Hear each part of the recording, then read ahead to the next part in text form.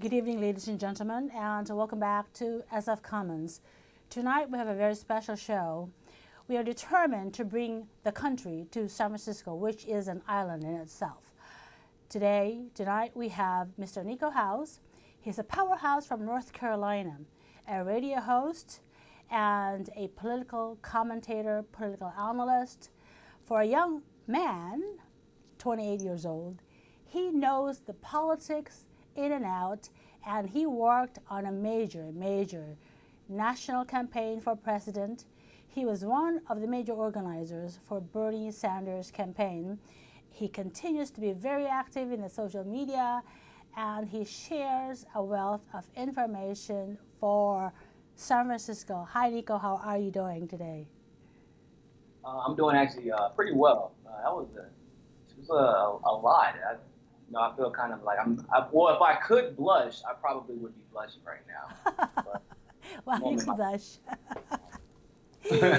Exactly. Well, let's talk about, let's talk about what you had been doing. I mean, before the election of 2016, were you involved in politics before that? yes, no, I was more so involved in political awareness, but I actually swore off politics after high school. Oh, Um, okay. but to tell you the truth, it was because, well, I did debate in high school, and pretty much my summation during my debate career was that okay, all these politicians are evil. Everybody in politics is corrupt. There's no chance of changing the system, so I'm just going to stay as far away from it as humanly possible, so I Right. don't fall victim to it. Uh, it was actually Bernie Sanders who brought me back into the political arena. Well, Right. a couple of things, but Bernie Sanders probably being the main one. Right. Well, it's politics is a tough thing. I mean, a lot of people, you know, it's like the election of 2016 after what happened to Bernie Sanders. A lot of people are just so disheartened by the experience. I mean, here he was destined to win the nomination, and then the next thing you know, it didn't happen. So anyway, I want to show the people your pictures first. So let's show them what you have here. So here you have a picture with Bernie Sanders shaking hands. One of your Yeah, campaign, I guess. that was at a private meeting that we had for organizing the student movement in general, and specifically in North Carolina, about maybe where he should speak and what would give him the biggest audience and obviously the highest approval rating. It was actually a great meeting. Uh, it was kind of a surprise. I didn't actually think that he was going to give us the meeting, but then they requested it for us. He requested to speak to me, and Wow. the compliments, yeah, the compliments were kind of floored me. He was the Shannon, who was his field manager at the time, emailed me and said, "Hey, Senator Sanders wants to speak to you. He thinks that you're extremely intelligent, very well spoken. You left a huge impression on him the first time that he saw you, which was in Sumter, South Carolina, during a campaign rally. When Jane actually called me over, and I Wow. had no idea who she was at the time, Uh huh. and she Uh was, "Hey, young man, can you come here?" And I was like, yeah, I huh. guess." And she was, complimenting me and telling me she loved my enthusiasm and telling me she loved my outfit. And she's like, I need to introduce And you then to my here you husband. are. You're giving speeches. Where is this speech? At that time, I hadn't given any speech. I actually I had asked a question to Bernie that a lot of people hadn't thought about at the time. I can't even remember what the question was. Now I think about it, but it was at a town hall meeting. And then she was like, I need to introduce you to my husband. I was like, okay. And it turns out it was Bernie. Oh, okay. I That's was cool. like, oh, you're Jane. Okay. Uh At huh. the time, I hadn't seen her yet.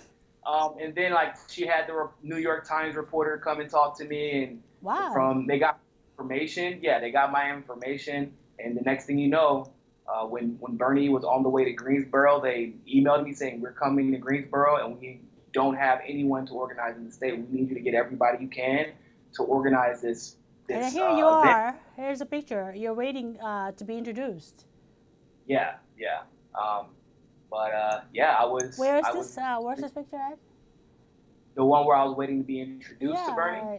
No, There's there's a it's gentleman at okay, the so I podium. don't have it, but I have a picture of like of us waiting to be introduced and everything. Right. But it's actually it's in a New York Times article somewhere. But Oh, okay. so then they asked me to get all the students I can, and then even the organizers, local organizers, to come out and help And here you organize are with for it. Tim Black.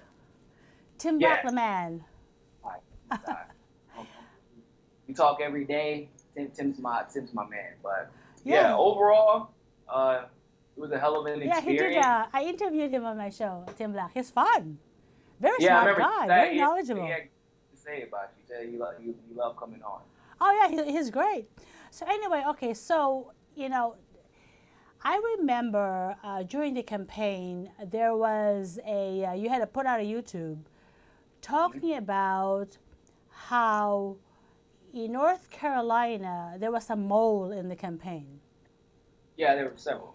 And from the other side.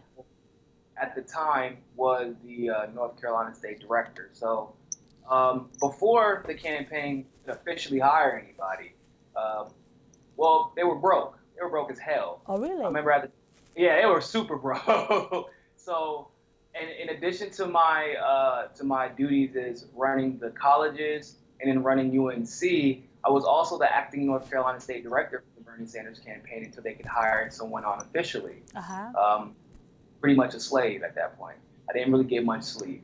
But when they brought someone in, the person that they hired kind of raised red flags for me because I knew that person through political channels, and I knew that one, she was a black woman. However, she had never been part of the African American caucus. Never. She was in bed with all the establishment of North Carolina. No progressive life. She had bankrupted another campaign. Oh, really? Now, because she. How did she get on board? Well, that's a long story for a different day. But somebody made a mistake. She lied, and she lied to someone to convince them to hire her.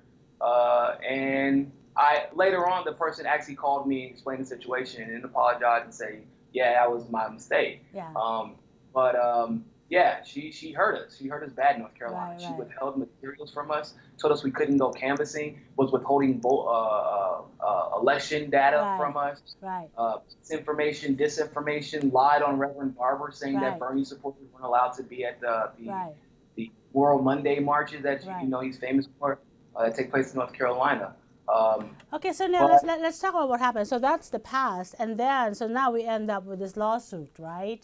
That Elizabeth Lee Beck and Jared Beck, and you have been involved in that. You were doing research for them regarding the DNC class action. Very shortly after I did that video, Elizabeth Beck and Jared H. Beck found me, and they brought me to their office. Actually, they were going to shoot a documentary about me, and that's probably still happening. But they thought that the documentary was just going to be about this college kid who found a mole in Bernie Sanders' campaign. That's primarily what it was going to be about. Until they found out I actually knew more about politics than my age and my would have told them. And then they actually hired me to their super PAC, Jam PAC, to be an investigative researcher to figure out exactly how many people were in the campaign or were moles in the campaign, Bernie Sanders campaign. Some were being hired from super PACs. Some were being hired that used to work for the Clinton administration that were deliberately disrupting campaign progress. And I was actually the person who broke the Hillary Clinton Victory Fund information. Wow, okay. And then once we gathered enough, and the plan was to figure out how to move forward, because obviously at this point, although a lot of people still had hope, around early March, I realized rather quickly that there was no way in hell that Bernie was going to win. The truth of the matter is, she started campaigning 7 years ago for this election. And there were people that were VPs of consulting firms for Hillary Clinton, and then they were getting paid $10,000, and then a week later, they would end up being on Bernie Sanders' campaign. Jeez. Like, it was bad. So there's this whole thing swirling about, Seth Rich, and of course, Sean Lucas, and that's going to be that's a key part of the entire lawsuit situation. So once we went into the how we're going to move forward mode, we realized that just after talking to a bunch of people and me doing some research, I'm like, hey, we can sue them. They're incorporated, and And Debbie Wasserman Schultz, the same individual. Say that again. The lawsuit names the DNC plus Debbie Wasserman Schultz as an individual. Yeah, exactly, Right. exactly. So once we were able to establish that, we found precedents and then realized that we can't hold them responsible because there was a monetary exchange. We went forward with it, and turned out to be, at this moment, if it goes forward and the motion to dismiss is denied by the judge, it will be the largest political lawsuit in history. Yeah. I mean, I reviewed the pleadings on that case. I interviewed Elizabeth Lee back in the show, and it's a solid case. Yeah. And they're getting threatened, right? Definitely walk off. In my opinion, I'm not even a lawyer. I've studied law for quite some time, and I was a paralegal in the military. Yeah. I was going to go to law school. Okay. Plans change. Yeah, it seems like it's a walk-off home run. The precedence is solid. Right. Nonprofits actually primary for those of you who don't know, I would say that they fall into the nonprofit category, Right. and the primary reason nonprofits do get sued is for breach of contract, taking money under false pretense. So everything is there. It's simply a matter of whether or not Judge Zoff wants to go forward and be revolutionary in taking this political lawsuit and changing really the world. It would set crazy federal precedents that we've ever seen in politics, and it's necessary. And the one thing that we did, which I'm so glad that we realized to do that before, because a lot of people are obviously in the process of trying to sue a lot of different people because of the primaries. Right. However, they waited until after the elections was over. Right. So because of that, it makes it appear to be political games. Right. However, okay, let's talk about the going forward. You know so much about everything. Let's talk about moving forward, right? So we're looking at there's going to be hundreds of congressional seats that are going to be up for election next year, 2018. Plus then, we are looking again at 2020, another race. So you've been involved, heavily involved with one of the leaderships in the Bernie Sanders campaign. There's the revolution, and there's a draft Bernie. Give us kind of a glimpse of what's going on with this movement moving forward, starting with the plans for next 2018. I love what our revolution is doing. Nina Turner has been just revolutionary in the aspect of embracing anyone who embodies progressive values. For those of you who do not know, our revolution has gotten Green Party candidates elected, and they're running more. She said, I don't care if you're Democratic, Republican, Green Party, or otherwise. If you're a progressive, you're a progressive, and which was huge. Now, Draft Bernie has also made significant progress. And let's just say that they're on the right path. And even Jane Sanders at the People's Summit said that Bernie Sanders has not thrown out any idea of running as a third-party candidate. That is not off the table. So a lot of us have probably been wondering, what are we left with? And the truth of the matter is, we're left with the process. Now, Bernie's going to do his job. Jane will do hers. Nina and our revolution and Draft Bernie will do theirs. However, now we have another responsibility, which is taking care of our corrupt and rigged process, which is why I, along with a few others, are starting a nonprofit called Operation Access. Okay. And what the goal is, it was a 5-pronged plan.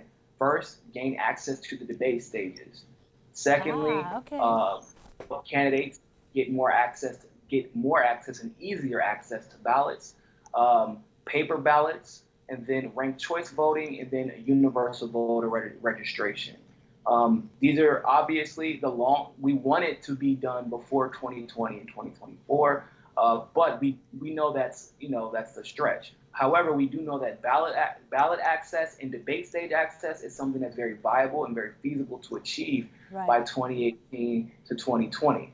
And that's going to be our first hard mission. Obviously, we're still in the process of getting all the paperwork completed. We already have a lot of our initial staff picked out. And that's going to be our job, because it doesn't matter if Bernie Sanders is the most popular candidate in the country when they're saying, yeah, we'll just use the polls to judge whether or not someone should be on the debate stage. When we clearly saw a poll, multiple polls saying that Hillary Clinton had a 99% chance of winning this year. So obviously we know that polls probably aren't that trustworthy. No, So it's manufactured just like anything else, you know. make it more inclusive, where it makes the candidates more accountable and makes them more adherent to the needs of the people. Yeah, you know, I guess the question is, for a lot of people would be that, you know, Bernie Sanders ran as a Democrat last time, and obviously they didn't treat him right. You know, the Democratic Party did not treat him right. It did not treat his supporters right. And a lot of people would like to see him president. I think, personally, I think he'll be a great president. I think that he reflects the values of the American people today and what we need as a country to move forward. Now, the question is, what party would it be? Because the Democratic Party do not want him, I don't think. What do you think about that? I mean, it's a legitimate question. What party should it be? Because the Democratic Party and the Republican Party hold all the cards. And like I said, the main issue is that the People Independent Party could get 15 million people registered tomorrow. But guess what? On the ballots, and then in the voting machines, because of the massive corruption, it's going to say you got 3% of the vote, no matter how popular it is. And that's why it's important that we fundamentally change the process, make it more inclusive, make it more accountable, Right. and then, and really only then, can we say now Bernie Sanders or any third-party candidate has a legitimate shot, because you have to compete. The Republican Party has to compete with the Libertarian Party. The Democratic Party will have to compete with the People's Independent Party or the Green Party. Right. Every will have to change their tune because the process becomes overall more inclusive and easier. Right. I mean, my dream would be to see a People's Party. Yeah, absolutely. I mean, because, you know, I was involved in the Democratic Party for a long, long time. I was even an elected member of the Democratic County Senate Committee, and I've campaigned for so many politicians. But I find that of politics, that it's structured so that it takes money to win it. You need a big donor class backing you to win. And that's sad, because even like Judge Posner, who's one of the great intellectuals, legal intellectuals of our time, you know, his scholar, his work are studied in law school from first, second year, and so on and so forth. He just said the biggest corruption we have in America is that Congress is owned by the rich. Now, coming from a judge, that is pretty earth-shattering, but that's just the way it is. So Congress right now does not represent the people. They represent the donors class. So they're running every 2 years and then every 6 years. Their whole life is, let me get ready for the next election. And the only way they can do that is, statistically, it's proven the only way you can do that is to what? Raise the most money. Exactly. And so it's wrong. It's unnecessary. And how are you going to be beholden to the people when the people don't have as much money as the corporations? Money is not speech. However, remember, Bernie Sanders' campaign in 2016, he received $228 million in small donations. I mean, it's like I ended up giving him, you know, quite a bit of money. For me, that's quite a bit of money. But it's like every month, right? You know, it's like you put, you know, $27 first month. Next thing you know, oh, can you make it monthly? Next thing you know, can you make it weekly? It's like, dude. I know you check your checking account. So you're like, wow, it's long 2 years. It's like, dude, what happened to all my money? I thought it was only $27. You know what I mean? So it's like, but it shows it can be done, right? Yeah. You know, and there are people who gave $5. As a matter of fact. As a matter of fact, there are some people who support Bernie Sanders. He broke individual fundraising records not from the corporation side or super PAC side, but as far as individual contributions, he broke, I think, almost all of the records. Exactly. So it's possible. He even raised more money than Hillary Clinton. Remember? Oh yeah, I remember. Yeah, individually, yeah, Yeah, absolutely. yeah, he Yeah, did.